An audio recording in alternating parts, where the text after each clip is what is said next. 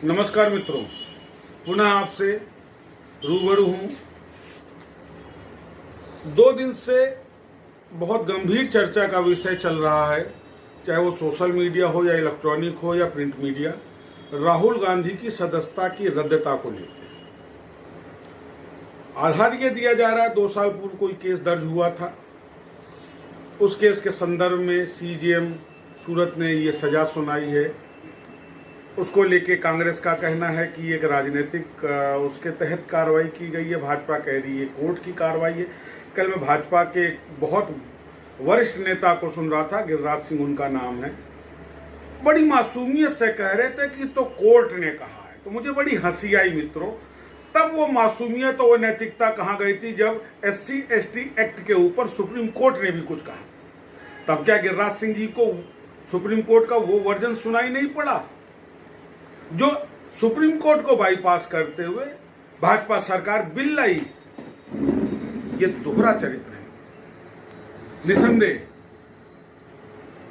मैं सूरत सीजेएम की उस टिप्पणी का स्वागत करता हूं जहां उसने इस बात को स्पेसिफिकली कोट किया है कि आप लोग रोल मॉडल हैं, पब्लिक आपको फॉलो करती है।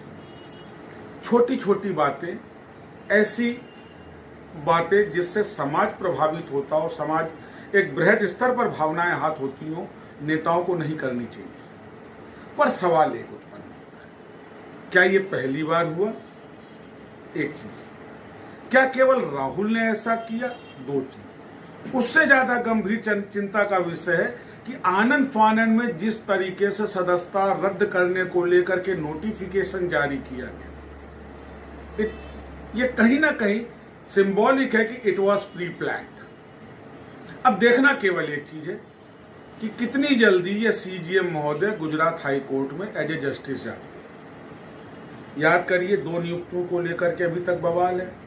गोगोई साहब सांसद बन गए, जिन्होंने नोटबंदी पे सपोर्ट किया वो गवर्नर बन गए। अब देखना है सीजेएम गुजरात क्या बनते हैं। मित्रों, मेरा केवल कहने का मकसद ये है कि अगर राहुल ने सो कॉल्ड मोदी समाज की भावनाओं को आहत किया तो मैं चाहूंगा एक बार उस वर्जन को आप जरूर देखें।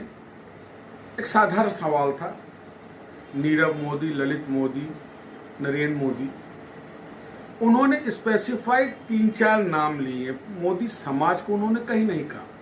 और मेरा केवल कहने का मकसद ये है कि अगर राहुल ने सो कॉल्ड मोदी समाज की भावनाओं को आहत किया तो मैं चाहूंगा एक बार उस वर्जन को आप जरूर देखें।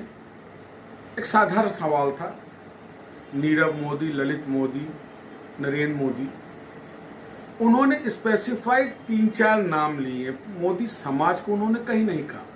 और 499 500 की यह कंडीशन है कि डिफॉर्मेशन शुड बी स्पेसिफाइड, लेकिन फिर भी ये निंदनीय है, उनको किसी की भावनाओं को आहत करने का नैतिक अधिकार नहीं।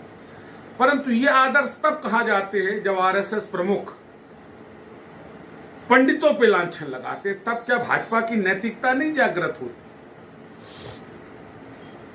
मैं इस बात का कतई समर्थन नहीं करता कि नेताओं की जबान पे अंकुश ना लगे। निसंदेह अंकुश लगे और कड़ाई से लगे, लेकिन इसके साथ साथ में यह भी गौर करने की बात है कि यह कार्रवाई एक पक्षी में लीगल रेमेडीज थी। कम से कम भारत सरकार को 30 दिन का तो इंतजार करना चाहिए था सदस्यता रद्द करने से पहले, कि शायद वो अपील में जाते, शायद किसी कोर्ट से ये सदस्यता ये आदेश स्टे हो जाता। लेकिन सरकार ने इंतजार नहीं किया और ये गलती कहीं ना कहीं टेक्निकली भाजपा को इसका खामियाजा भुगतना पड़ेगा। और मेरी राय है मित्रों, चिल्लाने से काम नहीं चलेगा। मैं आह्वान करता हूं पूरे विपक्ष का, अगर विपक्ष की सभी पार्टियों को यह लगता है कि भाजपा निरंकुश हो रही, तो मेरी एक छोटी सी राय है कि सभी विपक्षी सांसदों को एक साथ मिलकर के संसद से त्यागपत्र दे देना चाहिए। एक बड़ा ऐतिहासिक कदम होगा ये।